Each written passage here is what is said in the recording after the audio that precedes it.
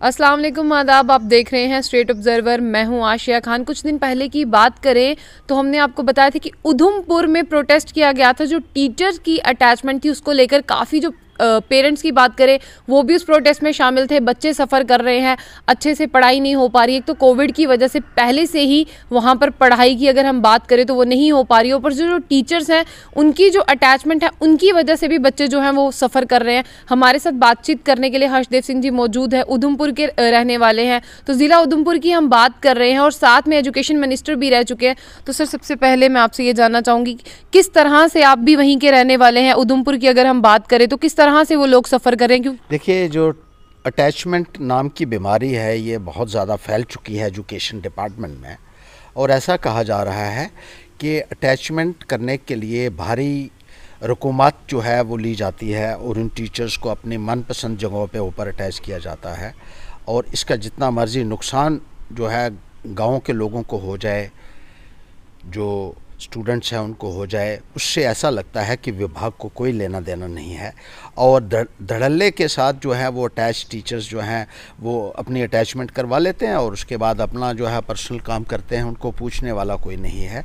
तो जिस तरीके से निज़ाम पूरे तरीके से धर्म भरम हो गया है, उसकी वजह से गाँव के लोग ख़ास तौर पर बहुत ज़्यादा सफ़र कर रहे हैं, उनको बहुत ज़्यादा दिक्कतें आ रही हैं और विद्यार्थियों की पढ़ाई का बहुत ज़्यादा हर्जाना हुआ है।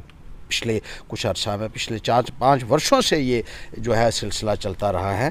और जब भी ये आवाज़ उठाई जाती है तो सेक्रेटरीट से ऑर्डर बार बार निकाले जाते हैं, सारी अटैचमेंटें कैंसिल, लेकिन कोई नहीं सुनता है। इसका मतलब ये हो गया कि नीचे से लेकर ऊपर तक जो है ये पैसा पहुंचाया जाता है इन अटैचमेंटों के लिए, क्योंकि अगर ऊपर से आदेश निकलता है तो अटैचमेंटें कैंसिल क्यों नहीं होती। अब मैंने, आप जैसे आपने किया कि मैं जब मंत्री रहा तो उस वक़्त भी जो है बहुत ज़्यादा अटैचमेंट्स जो है, जब मैंने कार्यभार संभाला 459 के करीब स्कूल बंद थे क्योंकि वहाँ से टीचर्स को अटैच कर दिया गया था कस्बों में।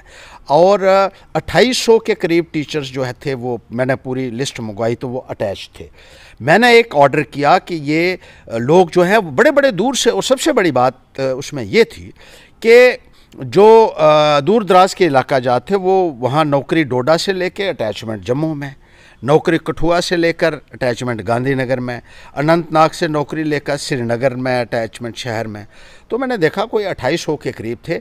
मैंने सबसे पहले चीफ मिनिस्टर के रिश्तेदारों को डिटैच किया, मंत्रियों के रिश्तेदारों को डिटैच किया, एमएलएस के रिश्तेदारों को डिटैच किया और उसके बाद बड़े बड़े जो अधिकारीगण थे उनको डिटैच किया। और एक हफ्ते के अंदर पूरे 2800 के 2800 टीचर्स जो हैं मैंने डिटैच किए।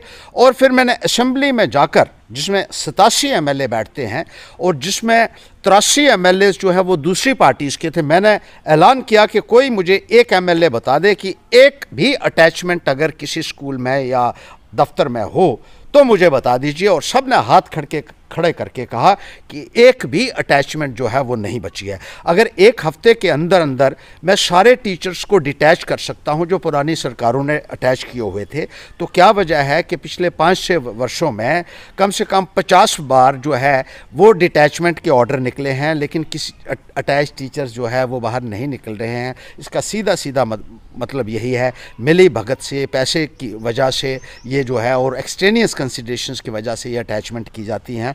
और जो अटैच टीचर्स हैं वो इतने बेखौफ हैं कि वो जो है वो कहते हैं उनको कोई हिला ही नहीं सकता है क्योंकि उन्होंने सबको खुश करके रखा हुआ है। अभी हाल ही मैंने एक टीचर को उधमपुर ज़िला में सीएमओ के दफ्तर में अटैच कर दिया, चीफ मेडिकल ऑफिसर के दफ्तर में, जो मिसाल आपको जम्मू कश्मीर में भी नहीं मिलेगी और पूरे हिंदुस्तान में कहीं नहीं मिलेगी कि टीचर को जो है वो हॉस्पिटल में जहां सीएमओ बैठता है उसके दफ्तर में अटैच कर दिया। सीएमओ के साथ ये जो है वो उसकी अटैची उठा के चलेगा। सर, वहाँ पर उनका क्या काम? उनका काम दूसरा है और सीएमओ का काम दूसरा है। किस तरह से कोऑर्डिनेशन? कुछ भी हो सकता है। देखिए ना, आप मैनेज कर लें तो कुछ भी हो सकता है और मैनेज जो है वो कर लेते हैं। यहाँ कहा जा रहा है कि बहुत सारे लोग कहते हैं कि चर्चा जो होती है अक्सर, और इसकी जिसकी इंक्वायरी होनी चाहिए कि अटैचमेंट के लिए बहुत पैसा दिया जाता है और साथ में ये कहा जाता है कि बीजेपी का काम भी आपको करना है तो आपको अटैच रखा जाएगा। पैसे के साथ साथ दूसरी ये कहा जा रहा है कि ये शर्त भी है कि बीजेपी के साथ जो है आपको काम करना है तो आप अटैच रह सकते हो, आपको कोई पूछेगा नहीं।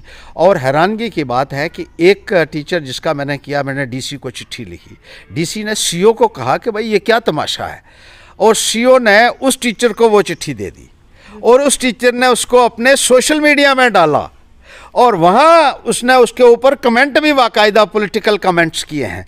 यानी खुलेआम उसने ये साबित कर दिया कि ये बीजेपी के साथ जुड़े होने से कोई जो है कोई पूछ नहीं सकता, जो मर्ज़ी कर लो। सिविल सर्विस रेगुलेशंस की क्या ये धज्जियाँ नहीं हैं?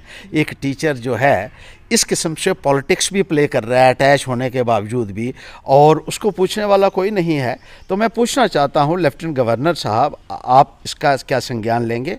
और जो कमिश्नर सेक्रेटरी महोदय हैं, क्या आप इसका संज्ञान लेंगे या इस सारे सिलसिले में सबकी मिलीभगत है? मैं ये जानना चाहूँगा।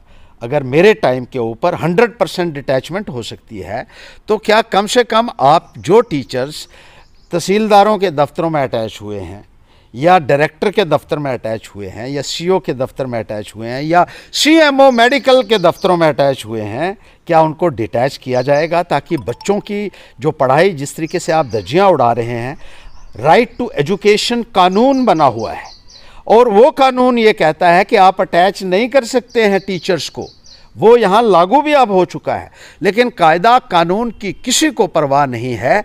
जब पैसा अपना काम करता है तो सारे कानून वहाँ ऐसा लगता है कि फेल हो जाते हैं, जिसकी वजह से गाँव के लोगों को ख़ास तौर पर बहुत परेशानियों का सामना करना पड़ रहा है।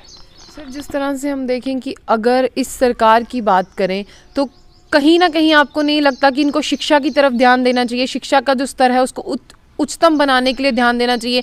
जबकि हम देखें कि जो हमारे स्टूडेंट हैं वही सबसे ज़्यादा सफ़रर हैं, अभी वही प्रोटेस्ट कर रहे हैं, चाहे हम मेडिकल डिपार्टमेंट की बात करें, चाहे हम जम्मू यूनिवर्सिटी की बात करें, अपनी परेड कॉलेज की छात्राओं को ले लीजिए, अभी वो सरेआम सड़कों पर सोई हुई थी। आपको नहीं लगता कि इन सरकारों को जो शिक्षा का स्तर है उसकी तरफ ध्यान देना चाहिए? क्योंकि कहीं ना कहीं अगर जम्मू कश्मीर में हम शिक्षा देखें वो उस तरह की नहीं रही जिस तरह की पहले हुआ करती थी। कहीं ना कहीं बच्चे अब सब सड़कों पर ही हैं। किसी को ऐसा लगता है इस निज़ाम में किसी को कोई लेना देना नहीं है कि बच्चों को तालीम मिल रही है या नहीं मिल रही है, सिर्फ अपना ज़ाती मुफाद ये अधिकारी जो है वो देख रहे हैं। आपने अभी हाल ही में सुना होगा कि CAG controller and auditor general of India ने जो रिपोर्ट दी है कि जो मॉडल स्कूल्स बनने थे जम्मू कश्मीर में, एक भी मॉडल स्कूल नहीं बना है और हर ब्लॉक में ये मॉडल स्कूल बनने थे जो 5-5 करोड़ की लागत से ये बनना था और पूरे ब्लॉक के विद्यार्थियों को जो है इसकी सुविधा होनी थी। ऐसे ही बहुत सारे मॉडल विलेज मैंने अपने टाइम पे मंजूर करके गया था 2013 में, लेकिन जब हम चले गए 2014 में ख़त्म हो गया, हमारा टेन्योर ख़त्म हो गया। पिछले 7 वर्षों में कोई काम नहीं हुआ और अभी CAG ने रिपोर्ट दी है, ये मैं नहीं कह रहा हूँ, CAG ने कहा है कि इतनी बड़ी नालायकी जो है वो आज तक किसी हुकूमत में नहीं देखी गई। और CAG ने ये भी कहा है कि ये पैसा जो है ये वापस किया सूद समेत जो है वसूला जाना चाहिए और इसके लिए जिम्मेदारी जो है वो तय की जानी चाहिए, अकाउंटेबिलिटी तय की जानी चाहिए, उन लोगों को रिस्पॉन्सिबल ठहराया जाना चाहिए जिनकी नालायकी की वजह से, लापरवाही की वजह से इतना पैसा जो है वो यूटिलाइज नहीं हो पाया और उसका नुकसान जो है वो सीधा सीधा विद्यार्थियों को हुआ है। और इसी तरीके से समाग्रा स्कीम जो है वो नहीं चलाई जा रही है। 2 सालों से समाग्रा के तहत पैसा मिल रहा है सब्जेक्ट स्पेसिफिक टीचर्स के लिए, वो पैसा यहाँ तो आ रहा है लेकिन जा कहाँ रहा है? क्योंकि जो टीचर्स अपॉइंटेड थे उनको उन्होंने बाहर निकाल दिया और वो पैसा कहाँ जा रहा है इसका आज तक कोई अता पता नहीं है कि वो पैसे का क्या किया है। इसी तरीके से जो दूसरी स्कीम्स हैं, जो रूसा है, वो टेक ऑफ ही नहीं हो पा रही है जम्मू कश्मीर के अंदर पिछले 6-7 वर्षों में। और जब मैं शिक्षा मंत्री था तो मैंने 11,000 स्कूल खोले। अपनी जो है मैं कोई बढ़ाई नहीं कर रहा हूं कि मैंने बहुत बड़ा काम किया है, लेकिन मैंने अपनी जिम्मेदारियों को अच्छे से अदा किया है, जिसकी वजह से पूरे हिंदुस्तान में उस वक्त चर्चा हुई थी। और अर्जुन सिंह जी ने कहा था कि जिस तरीके से हर्षदेव ने एजुकेशन विभाग को चलाया वो अपने आप में एक मिसाल है और वो कहते थे हिंदुस्तान में सबसे बेहतरीन काम जम्मू कश्मीर में हो। 11,000 मैंने स्कूल 3 साल के अरसा में खोले। जिस तरह से आप 11,000 स्कूलों की बात कर रहे हैं वो आपने ओपन तो कर दिए, बट मैं आपसे ये जानना चाहूंगी कि अब उनके हालात क्या हैं, अब किस तरह की शिक्षा दी जाती है? देखिए, उन स्कूलों को सबको हमने प्राइमरी स्कूलों को 3-3 टीचर दिए थे, सबकी बिल्डिंग्स थी, सबसे बड़ी बात यह है, सबको बिल्डिंग दी। आज मेरे जाने के बाद उन स्कूलों को किसी ने सफ़ेदी तक नहीं करवाई है और बहुत सारे वो स्कूल बंद भी कर दिए गए हैं और बहुत सारों को बंद करने की कोशिश की जा रही है, क्योंकि ये कहते हैं कि हमारे से ये स्कूल संभाले ही नहीं जा रहे हैं जितने हर्षदेव ने खोल दिए हैं। 35,000 नौजवानों की मैंने पूरे पारदर्शिता से भर्ती की, एक भी उंगली नहीं उठ सकी। और ये कहा जाता था कि जितने ट्रांसपेरेंट तरीके से ये भर्तियाँ की गई हैं, इतिहास में पहली बारी ये ऐसा हुआ है। उस वक़्त के चीफ मिनिस्टर जो हैं, और आज तक टीचर्स में भी ये है कि उसमें एक भी केस में कोई गलत जो है वो साबित नहीं हो सका उन भर्तियों में। आज की तारीख में अगर 4 लोग भर्ती होते हैं तो 14 तो रिट पटिशंस कोर्ट में हो जाती हैं कि बहुत बड़ी धांधली हुई है, लेकिन 35,000 भर्तियां करना और साफ शफाफ उसमें से निकल आना, ये सिर्फ मेरे दौर में ही हुआ है और आज तक नहीं हुआ। 22,000 टीचर्स, मास्टर्स, लेक्चरर्स वगैरह को मैंने प्रमोशन दी, जो अपने आप में एक रिकॉर्ड है। और इसी तरीके से पे अनोमलीज को मैंने दूर किया, जिसके लिए पिछले 20 सालों से जद्दोजहद कर रहे थे टीचर्स। जब कोई करना होता है तो उसके लिए एक इच्छा शक्ति होनी चाहिए, एक विल पावर होनी चाहिए, जो आज नहीं मिलती है। आज अधिकारीगण ये सोचते हैं कि उनकी जेब कैसे भरती है और उनका ज़ाती मुफाद कहाँ है, वही काम किया जाता है और कोई फाइल हिलाने के लिए ही तैयार नहीं है। और ये मैं नहीं कह रहा हूँ, ये तो CAG ने भी अब कह दिया है कि जिम्मेदारी पैसे वापस भी लीजिए और सूद भी लीजिए उस पैसे के ऊपर। तो एक बहुत बड़ा सवालिया निशान जो है वो मौजूदा निज़ाम के ऊपर है। और कम से कम आप कुछ नहीं कर सकते तो टीचर्स तो दे दीजिए स्कूलों में, कम से कम गांव में टीचर तो मुहैया कर दीजिए, क्योंकि वहाँ के विद्यार्थियों के साथ एक बहुत बड़ा जो है अन्याय हो रहा है। ये नेता नहीं चाहते हैं कि गांव के लोग पढ़ें, इसीलिए टीचर्स को गांव से निकालकर शहरों में अटैच किया जा रहा है और ऐसी ऐसी जगहों पे अटैच किया जा रहा है जहां आज तक कभी भी देखने को नहीं मिला है। गांवों के लोगों के साथ इस किस्म का व्यवहार जो है वो इस भारतीय जनता पार्टी की सरकार को बहुत महंगा पड़ सकता है। मैं ये इनसे कहना चाहता हूँ। सर, अगर उधमपुर की बात करें, वहाँ पे जो PHE विभाग है उनकी तरफ से कागज़ पे तो पूरे हर एक चीज़ पूरी है। गवर्नमेंट्स की अगर बात करें वो तो फुलफिल है, बट लोगों के पास अगर हम जाएं तो उनसे पूछे तो वहाँ पर वो पूरा नहीं है। बिल्कुल आपने ठीक कहा कि पानी की सप्लाई कागज़ों में ये हर गाँव में हो रही है, लेकिन मैं जितने गाँव में गया त्राही त्राही हो रही है। रामनगर कॉन्स्टिट्यूंसी में पानी की इतनी किल्लत है, कहा जा रहा है कि पिछले 5-6 सालों में 60 करोड़ रुपया खर्चा किया गया। वो पैसा कहाँ गया, किस किस की जेबों में वो पैसा गया है, इस बात की जो है वो पूरी छानबीन होनी चाहिए और उन लोगों के खिलाफ सख्त कार्रवाई होनी चाहिए जो लोगों के पीने का पानी भी जो है वो गटक कर गए हैं। जो पैसा पीने के पानी के लिए था उन्होंने अपने घर भर लिए, अपने पेट भर लिए। इतने बड़े बड़े पेट हैं कि इतने करोड़ों रुपए से भी नहीं भर रहे हैं उनके, और लोग जो हैं उनको अपने हाल पे छोड़ दिया है।